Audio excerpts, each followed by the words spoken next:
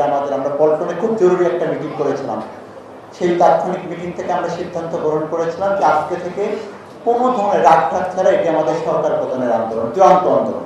আমরা দীর্ঘদিন সরকার পতনের আন্দোলনে ছিলাম, আমাদের কাছে প্রতিটা দিনে এক একটা জুলাইয়ের মতো দিন ছিল।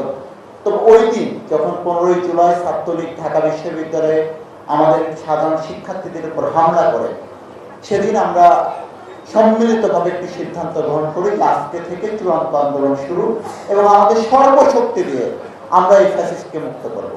তো সেদিন আমাদের ছাত্রদল সহ বাংলাদেশের অন্যান্য যত বিরোধী ছাত্র সংগঠন এবং সাধারণ শিক্ষার্থীদের ঐক্যের মাধ্যমে আমরা কিন্তু সেদিন ছাত্রলীগকে ঢাকা বিশ্ববিদ্যালয়ে প্রতিরোধ করেছিলাম।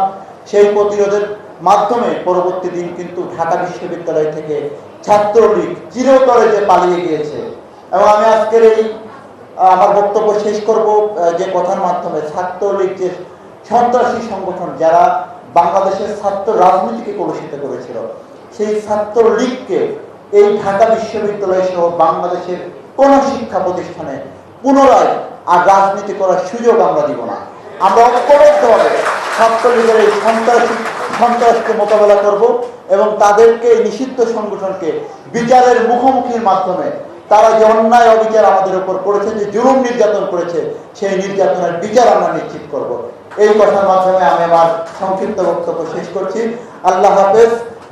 কোনোভাবেই সংক্ষিপ্ত করার সুযোগ নেই, সুতরাং এই সংক্ষিপ্তভাবে জুলাইকে স্মরণ করছি না। শুধু আজকের 15ই জুলাই, আমি 14ই জুলাই দিবাগত রাতে ঢাকা বিশ্ববিদ্যালয়ের বেগম রোকেয়া হল, শামসুন নাহার হল, কবি সুফিয়া কামাল হল, ফজিলাতুন্নেসা মুজিব হল, কুয়েত মৈত্রী হলে আমার যে সকল ছাত্রী বোনেরা সেদিন ফ্যাসিস্ট মহারানী হাসিনার সেই কটূক্তিকে তারা যেভাবে জবাব দিয়েছিল মধ্যরাতে হলের গেট ভেঙে, তারা কে বলেছে যে রাজাকার শিক্ষার্থীদেরকে, যে আসলে জুলাইয়ের স্মৃতিচারণ করতে গেলে সংক্ষিপ্তভাবে স্মৃতিচারণ করার কোনো সুযোগ নেই।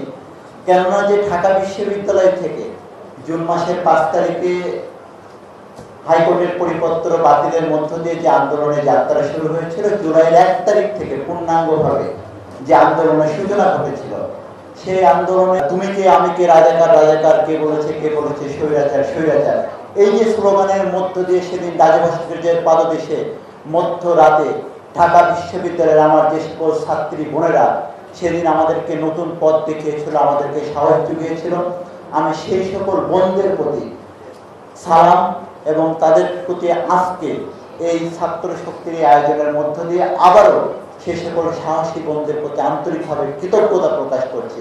হয়তো তারা সেদিন মধ্যরাতে যদি সেই ভূমিকা না রাখত, তাহলে হয়তো বা আজকের জুলাই আগস্টের গণঅভ্যুত্থানের যে ইতিহাস, সেই ইতিহাসের যে বাকবদলের যে দিন আজকে, সেই বাকবদল হয়তো অন্যভাবে হতে পারত। এবং একই সাথে 15ই জুলাই ঢাকা বিশ্ববিদ্যালয়ের সশস্ত্র ছাত্রলীগের বিপরীতে আমার বাংলাদেশ জাতীয়তাবাদী ছাত্র দলের বিভিন্ন পর্যায়ের নেতৃবৃন্দকে আমরা সেদিন একদম একদফার আন্দোলন করেছিলাম যে